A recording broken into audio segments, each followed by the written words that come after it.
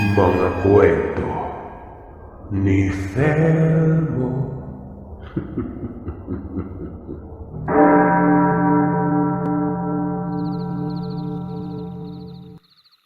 Kapag nakarinig ka ng mga salitang sorcery, itim na mahika, kulam, malamang una talagang papasok sa isipan ninyo ang figura ng isang mangkukulam na may hawak na manika at karayom na bumubulong ng mga salita na maaaring makaapekto sa sinumang nasa ilalim ng kanilang kapangyarihan. Ang ilang malalang pagkakasakit o kasabaan ay palaging nauugnay sa pangkukulam dahil ito ay binansagan bilang isang sining ng diablo. At dahil nga ang mga komplikasyon nito ay lampas sa karaniwang pangunawa ng normal na tao. Ika nga, natatakot tayo sa hindi natin naiintindihan. Pero ang nakakabaliw isipin, sa kabila ng takot, ang mga tao ay nananatili pa ring naaakit sa itim na mahika o pangkukulam. Sa kultura ng Pilipinas, ang pangkukulam ay patuloy na humihikayat sa mga tao na nagbubuklod sa imahinasyon natin na mag-isip ng kung ano-anong kababalagan. At kung minsan, napapalapit pa tayo sa literal na kamatayan. Marahil ay interesado pa ang ilan na malaman kung ano ang iba't ibang pamamaraan ng isang mangkukulam sa Pilipinas sa kanyang mga orasyones. Kung ang pinakamasama ay dumating sa pinakamasama, meron bang paraan para labanan ito? Lalo na kung ang mangkukulam na papatay sa iyo ay ang bago mong kapitbahay. Mapagpalang araw sa inyo, Sir Seth. Itago mo na lamang ako sa pangalang Leandra. Byuda, may isang anak na lalaki, si Alexo. Ang kwento ko ay hango sa tunay kong karanasan. Mahigit sa 15 taon na ang nakakalipas nang magbukas ang isang middle-class subdivision sa Cavite. Bagong kasal lamang kami ng asawa kong si Gilbert. Nang lumipat agad kami sa pinagtulungan naming mag-asawang bilihin na 2-story na bagong bahay. Hindi pa ako buntis noon at nasa kasagsagan kami ng tagumpay sa aming mga napiling trabaho nang magsama kami. Siya bilang senior copywriter sa isang sikat na advertising agency at ako naman ay bilang head ng sales department ng Avon. Ilang taon ang nagdaan matapos naming punuan ng mga furnitures at mahalagang gamit ang bahay namin ni Gilbert, nang biglang may lumipat na mag-asawa sa mismong harapan ng bahay namin. Sila sina Andoy at Jocelyn. Maningas ang apelyido nila. Mukhang kaidaran lang namin silang mag-asawa noon. Mababait sila. Nung una. Wala pa rin silang anak noon na makilala namin sila ng asawa ko. Palakatok si Jocelyn sa bahay namin. Mahilig siyang magbigay ng sobrang ulam nila. Halos araw-araw dahil sa kagandahang loob, tinatanggap ko ang ulam na luto ni Jocelyn kahit na sa totoo lang, hindi ito masarap. Hindi ko naman magawang gawin ang ginagawa niya dahil alam ko na hindi ako ganun kasarap magluto. Sapat lang. Sabi nga ng asawa ko. At isa pa, may pagka-introvert talaga akong tao.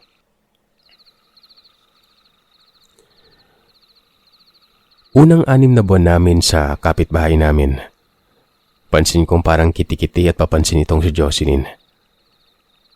Maganda naman siya at sexy pero parang kulang parati sa pansin o himas ng asawa niyang si Andoy. Madaldal siya. Hindi lang basta pala kwento tungkol sa mga paborito niyang artista, palabas sa TV, paboritong libangan at kung ano-ano pa. Madalas sa mga kwento niya ay sali-saliwa. Kung ano na lamang ang naiisip niya, yun ang sinasabi niya. Yung tipong parang halatang wala siyang kaibigan. Minsan, Bigla na lang pumasok sa bahay namin si Jocelyn at masayang nagkakalkal na mga gamit ko sa kusina. Nakita niya yung mga pinundar kong mamahaling mga kaldero nun, frying pan at mga pinggan na padala ng mama ko. Ngumiti ito na sana daw lahat meron nun. Walang ano-ano, nabasag niya yung isang teacup na regalo ng mama ko. Napasigaw ako sa gulat. Hindi ako agad nakagalaw. Mahalaga yon. Paborito ko yung teacup na yon. Sorry, Leandra. Hindi ko sinasadya. Yun lang ang nasabi ni Jocelyn pero para bang hindi ito sincere yung pagkakasabi. Dahil nakita kong napangiti siya nang makita niya akong naaburido. Pinalipas ko ang pangyayaring yon. Bumalik siya sa bahay nila na nakatingkayad. Umaarting parang batang ayaw makabasag ng pinggan sa may kusina. Lumipas ang ilang mga gabi. Patulog na kami ng asawa kong si Gilbert nang mapansin kong may impit na boses na bumubulong mula sa labas ng bintana ng master's bedroom namin na nasa second floor. May babaeng umuungot ng Apostles' Creed, Sir Seth. Kung Katoliko kayo, alam kong alam niyo kung ano ang dasal na yon. Dahil sa kuryosidad ay sumilip ako sa bintana nun. Naaninag ko si Jocelyn na nagdadasal habang punong-puno ng nakatirik na itim na kandila ang kwarto niya. Mag-isa lamang siya at wala ang asawa niya nun. Ang weirdo namang magdasal ni Jocelyn. Bulong ko sa asawa kong tulog. Hindi ako nakatulog ng gabing yon. Niyakap ko na lamang ang asawa ko at pinilit na pumikit kahit na nangingilabot ako sa hindi ko maipaliwanag na bagay. Lumipas ang isang linggo. Bigla na namang pumasok sa loob ng bahay namin si Jocelyn. Nakasimangot ito at tila inis na inis. O anong nangyari sa'yo? Unang beses kitang nakitang nakasambakol yung muka. Bungad kong bati sa kapitbahay kong mistisa nun. Sumalampak siya ng higa sa sofa naping hindi ko pa hinigaan ng ganon dahil dumihin yung kung anumang tela. Sana lahat, no? Sana lahat ano? Tanong ko sa kanya. Sana lahat madaling mabuntis. Ngit-ngit at inggit na sabi ni Jocelyn nun. Doon nagsimulang gumapang sa utak ko yung para bang may pagka-attention deficit itong meron ng kapitbahay namin. Gusto niya magkaanak pero hindi sila makabuo ng asawa niya. Para makumpirma ko ang nilalaman ng dibdib niya, tinanong ko ito. Jocelyn, nahihirapan ka bang magbuntis? Mahina lamang yung tanong ko na yun pero bigla siyang sumigaw. Wala na akong matris. Tinanggal na ng doktor. Paano pa ako mabubuntis? May ngatal sa bawat baybay na mga katagang sinambit niya. Humingi ako ng tawad. Mabilis siyang bumangon sa sofa namin at patakbong umuwi sa bahay nila. Magmula noon, halos magdadalawang linggo nang hindi ko nakita si Jocelyn sa bahay nila. Binilang ko talaga ang araw kasabay ng pagbibilang ko ng araw na hindi ako dinatnan ng buwan ng dalaw ko. Lumipas ang isang buwan, wala pa rin. Nagpunta ako sa OB ko at doon ay ibinalita sa akin ng doktor ko na 5 linggo na akong buntis. Tuwang-tuwa akong tinawagan si Gilbert pero hindi ko siya makontak. Nasa ibang bansa kasi siya noong mga panahon na yon para sa isang ad agency campaign. Gusto ko namang tawagan yung mama ko sa ibang bansa kaso alam ko namang hindi siya nagsiselfone at mas gusto niyang normal na sulatan kung saan kailangan ko pang ipadala yung sulat ko para lang malaman niya na magkakaapo na siya. Wala akong masabihan ng magandang balita noon at mapagkwentuhan ng saya ko kaya nang bumaba ako sa taxi sa harapan ng bahay namin, Napatalon ako sa excitement dahil nakita ko si Jocelyn. Nakatayo si Jocelyn sa harapan ng pinto ng bahay namin. May dalang mga pasalubong mula sa probinsya nila. Masayang-masaya itong tumatawag sa pangalan ko. Tumakbo ako papunta sa pintuan ng bahay ko at ginulat ko siya nang sabihin kong buntis ako. Sabay yakap ko ng mahigpit sa bagong dating kong kapitbahay na si Jocelyn. Ano? Nabura ang ngiti sa mukha niya. Buntis ako. 5 weeks na raw. Galing ako sa OB ko siyang nagsabi. Nakita kong pilit ang ngiti sa mukha ng kapitbahay ko habang hinihila ko siyang papasok sa loob ng bahay. Pinaupo ko siya sa harapan ng mesa sa dining room. Pinainom ko siya ng juice at hinainan ng kung anong pagkain namin na palagi kong kinakain. Hindi ko alam na naglilihi na pala ako noon. Jocelyn, hindi ka ba masaya para sa akin? Masaya akong tanong. Sana lahat, sabi niya. Yun lang ang nasabi ni Jocelyn habang iniwanan ang bayong ng mga kung anong mga sariwang prutas na pasalubong niya sa akin. Saan ka pupunta? Kumain muna tayo. Umiling lamang si Jocelyn sabay lakad ng mabagal palabas ng bahay ko. Matagal kang nawala 2 linggo. Saan ka nang galing? Habol kong tanong. Humarap siya sa akin na nanlilisik ang mga mata nun. Sabay sinabi ang lugar niya. At diretsyo na siyang tumakbo pa uwi sa bahay nila. Natakot ako sa itsura ni Jocelyn noong mga oras na yon. Napakalaki kasi ng anino niyang itim nang lingunin niya ako. Agad kong sinara ang pintuan ng bahay at naligo kaagad. Pilit kong kinalimutan yung kung anong malaking anino na nasa likuran niya. Kinagabihan, hindi ako makatulog dahil sa ugong na naririnig ko. Hindi ko maipaliwanag kung galing ba sa imahinasyon ko yung tunog o talagang may malalim at malakas na ugong. Tila isang boses ng lalaki na nag-oorasyon, pero may pagkapaos ang tunog. Sumilip ako sa bintana at tumingin sa kwarto nila Jocelyn sa kabilang bahay. Nagulat ako nang makita kong nag-aaway ang mag-asawang kapitbahay ko. Sumisigaw si Andoy habang sinasampal-sampal naman siya ni Jocelyn na naka-underwear pa nun. Nagtago ako sa likod ng kortina ng bintana ko. Nakasara ang window glass ng bintana nila kaya hindi ko marinig ang pagsasagutan nila mag-asawa. Matapos ang ilang oras o ilang minuto, nakita ko na lamang na lumabas ng bahay nila si Andoy. May bitbit na maleta. Parang umiiyak ito sa galit na tumungo sa may main gate ng subdivision. Kasunod ng paglalayas ni Andoy, isang malakas na tunog ng nabasag na salamin ang narinig ko. Sinundan pa ito ng malakas na palahaw ng iyak ni Jocelyn. Magmula nun, hindi ko na nakita pang lumabas ng bahay si Jocelyn. Isang buwan pa ang lumipas at mabilis na lumaki ang tiyan ko.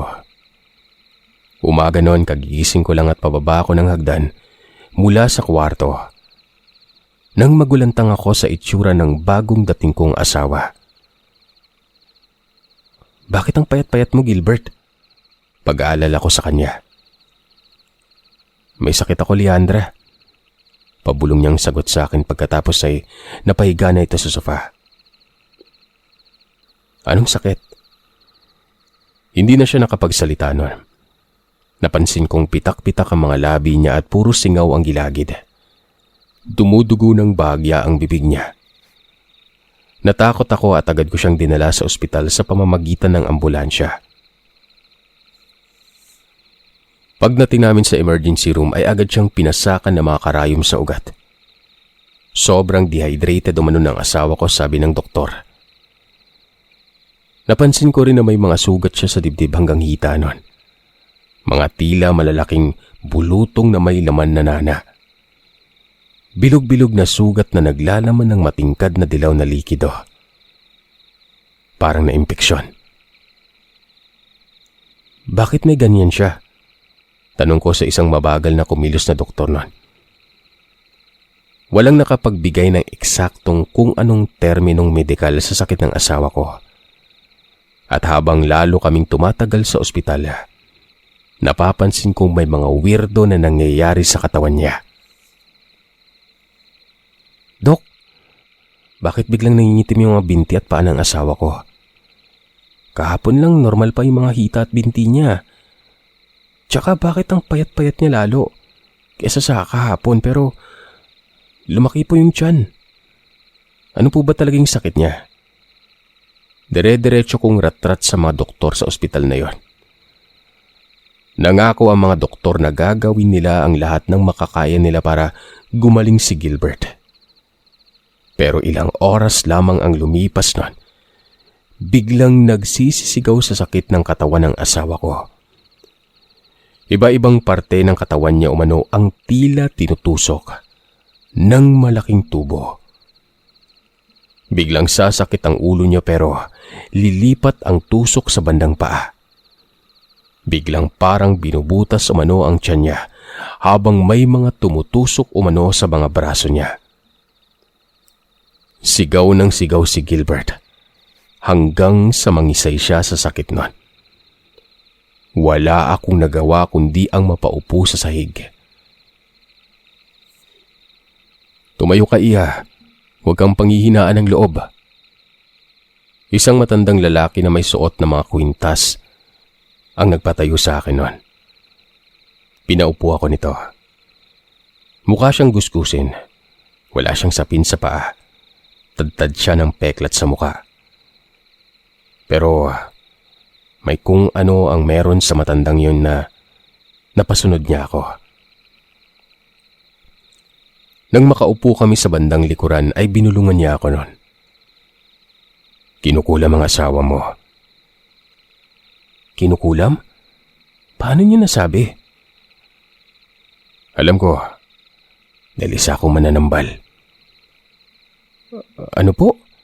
Isa akong mananambal, manggagamot. Yung iba ang tawag sa amin albularyo. Tawagin mo na lang akong Kasendong. Nagpakilala rin ako at hindi na nakatiis pa ang albularyo. Agad niyang sinabi sa akin ang dahilan kung bakit kinulam ang asawa ko. Hinawakan niya ang aking mga palad at pinagtapat ang hinliliit kong mga daliri sa kamay. Nangilabot ako sa laki ng diferensya ng mga hinliliit ko. Mas mahaba yung kaliwa kong daliri kesa sa kanan. Kahit ikaw mismo, Leandra, tinatrabaho ka na nila ngayon, sabi niya. Sino pong sila? Namangkukulam. Kinukulam kami ng asawa ko? Nino? Nagpaliwanag si Kasendong at ito ang eksaktong winika niya. Ang pangkukulam dito sa bansa natin ay karaniwang tinitingnan bilang pagkakaroon ng kasunduan sa masasamang espiritu, na katulad ng pananaw ng mga taga-kanluran pagdating sa okultismo. May sa demonyo. Tinitigan ko ang albularyo bago siya nagpatuloy sa pagsasalita. Gayunpaman, may mga pagkakataon ng mga mangkukulam na ito ay ginagampanan din ng isang manggagamot. Ito ang dahilan kung bakit ang ilan ay nagtichismis na ang pangkukulam ay hindi kailanman gagana sa isang taong inosente o hindi gumagawa ng anumang maling gawain sa individual na humihingi ng tulong sa mangkukulam. Pero Kasendong, bakit ang asawa ko pang kukulamin? Mabilis kong tanong. Ang sagot lamang ni Kasendong nun. Dahil sa inggit. Ano yung ikakainggit nila kay Gilbert? Mabait na tao ang asawa ko. Wala naman kaming kaaway mag-asawa. Sino ang kukulam sa aming dalawa? Madiin kong tanong sa albularyo. Kinukulam kayo ng isang paktol, Saktong pagkasabi ni Kasendong ay biglang sumigaw ang asawa ko sa higaan niya. Patuloy na nagsalita si Kasendong na hindi ko siya mapigilan sa pagpapaliwanag. Pero tumatak lahat ng sinabi niya sa utak ko noon. Gumagamit umano ang mangkukulam ng paktol na mga manika bilang representasyon ng biktima niya. Ang paghahanda para sa pamamaraang ito ay nagsisimula sa paglalagay ng mangkukulam ng manika sa ilalim ng kanilang unang anak sa panahon ng binyag nito. Ang isang piraso ng papel na may nakasulat na pangalan ng biktima ay ididikit sa manikang yon. Pagkatapos ay babanggitin ng mangkukulam ang pangalan habang binibigkas ang mga kung anong mga katagang kasama sa dasal na yon.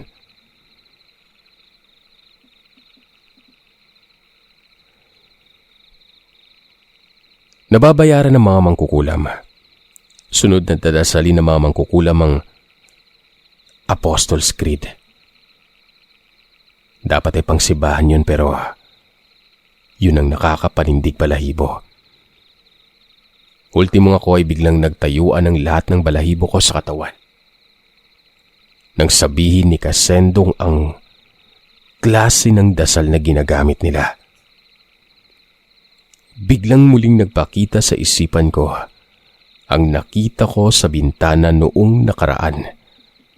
Si Jocelyn na nagdadasal ng Apostles' Creed sa gitna ng dilema. Nagpatuloy sa pagpapaliwanag si Kasendong na kapag narating nila ang bahaging nagsasabi tungkol sa pagpapapako kay Hesukristo sa krus, sisimulan nilang itulak ang mga karayom sa mga partikular na bahagi ng katawan ng manika.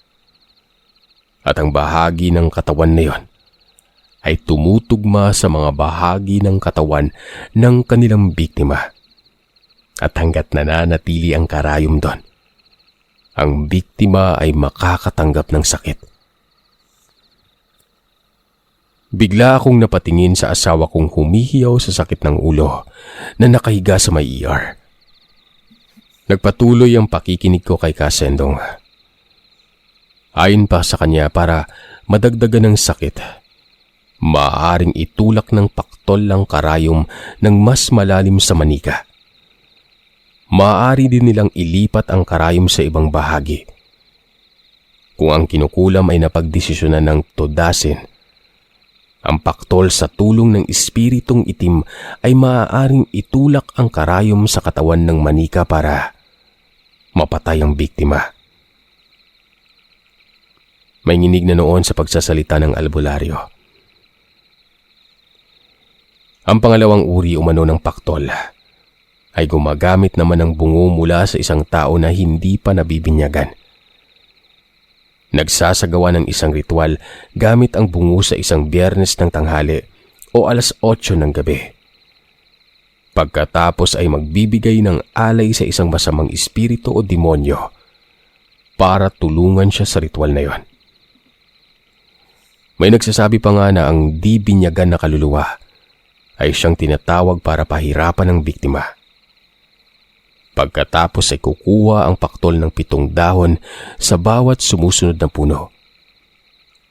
Mungungkong, kanomay at balante. 7 dahon ang ilalagay sa kanan, kaliwa at likod na bahagi ng bungo. Pagkatapos ay maglalagay naman ng isang piraso ng papel kung saan nakasulat ang pangalan ng biktima sa harap ng bungo na yon. Ang mga dahon at papel ay nakatali sa bungo na may itim na tela o isang bandera na gawa sa baging nito. 3 kahoy na pangalso din ang gagawin at ipapasok sa pagitan ng itim na tela o baging nito at ng bungo. Pagkatapos nun, ang paktol ay gagawa ng isang pamalo na ginawa mula sa nabanggit na puno. At kapag nagawa ng lahat, sisimulan na mangkukulam ang ritual sa pamamagitan ng pag-uutos sa espiritu na patayin ng taong nakasulat sa papel sa harap ng bungo. Pagkatapos ay tatapikin na lang isa sa mga maliliit na kahoy. Uulitin niya ang pagtapik sa bawat kalso habang inuulit ang kanilang mga dasal. Napabuntong hininga ako. Halos hindi na ako makahinga ng normal pero yun nga. Napakahaba ng pagpapaliwanag ni Kasendong nun. Muling nagsisisigaw ang asawa ko. Tumakbo ako kay Gilbert at binulungan ko siya ng, "Lumaban ka. Para sa anak natin. Para sa pamilya." Tumakbo ako papalabas ng ER. Hila-hila ang mananambal na si Kasendong nun. Tinanong ako ni Kasendong kung saan siya dadalhin. Sabi ko sa kanya ay kilala ko ang nangungulam sa amin ng asawa ko. Tulungan niya akong mapagaling si Gilbert. Umulan ng malakas kaya nagtaksi na kami ni Kasendong. Pagdating sa tapat ng bahay ko ay agad akong napatingin sa bintana ng kwarto ni Jocelyn. Nakita ko siyang naka-underwear lang habang naninigarilyo. Sinigawan ko siya. Agad niyang sinara ang bintana niya pero nakikita ko pa rin ang anino niya. Pinigilan ako ni Kasendong. Sabi niya, ang pangungulam ay maaari ding ibalik sa mangkukulam. Ito ang tinatawag nilang balisong. Ibalik natin sa Inglaterang si Jocelyn na to ang kulam na binigay niya sa amin. Galit kong sabi. Hiniling ni Kasendong na sa bahay namin ni Gilbert gawin ang pangongontra sa paktol na si Jocelyn. Nagritual muna si Kasendong bago nagtayo ng isang tila altar sa gitna ng sala namin noon. Sabay naming tinawag ang Espiritu Santo at ang gabay ng Panginoong Hesukristo. Nagsisimula pa lamang kami na magritual laban sa paktol nang nagring na ang cellphone ko. Hindi nakarehistro ang numero pero sinagot ko ang tawag noon. Hindi ko alam kung paano ko tatanggapin ang masamang balitang tinawag sa akin mula sa ospital. Inatake umano ang asawa ko. Wala na ito. Hindi na ako nakapagsalita pa. Hindi ko matanggap kung ano ang nangyari sa amin noon. Napakabilis. Lumabas ako ng bahay at nakita kong may kung anong ginagawa doon si Jocelyn. Hinila ko si Kasendong at itinuro si Jocelyn noon. Napahawak sa dibdib si Kasendong, sabay iling sa ulo. Isa lang ang nasabi ng matandang mananambal. Naunahan niya tayo. Gusto ko pa sana siyang sugurin, Sir Seth, pero napakahirap gumawa ng kung anong aksyon noon dahil nagtitinginan ng ibang mga kalapit bahay namin. Ginawa ni Kasendong ang lahat para makalma ako. At imbis na unahin ko si Jocelyn, ay dali-dali akong bumalik sa lugar kung saan nahimlay o saan namatay ang mister ko. Sa ospital. Ilang araw akong walang tulog. Ilang araw akong nag-asikaso sa ospital noon. Ibinalita ko na rin sa mga kamag-anak ni Gilbert ang nangyari. Alam mo, Sir Seth, yung kinaiinis ko sa lahat ay nung bumalik sa isip ko si Jocelyn. Pagkabalik ko sa bahay, wala nang nakatira doon. Ang mahirap pa, hindi ko marereport ito sa pulis gawa ng hindi naman pinapaniwalaan yung kulam, di ba? Hindi ko alam kung ano ang nangyari pero sinubukan kong mamuhay ng maayos noon habang pinapalaki ang anak ko. Pumunta ako sa isa kong kapatid. Doon ay tinulungan niya ako na kahit papano maging malusog ang nasa sinapupunan ko. Hanggang sa mailabas ko nga yung anak ko na maayos na noon. Bukod pa doon, nagpapagamot din ako kay Kasendong. At sinabi nga nito na magmula nang nawala nga si Gilbert ay tila ba natigil na rin ang naisip na pangkukulam sa akin ng kapitbahay namin. Hanggang ngayon, hindi ako nawawala sa simbahan. hindi ako tumitigil sa pagdarasal. Nasa isip ko, hindi ko alam kung paano makagante sa makataong paraan. Pero naniniwala ako na ang lahat ng sakripisyo o nangyari sa akin noon, ang Panginoon na ang bahalang magbalik sa kung sino man ang kapitbahay namin na yon.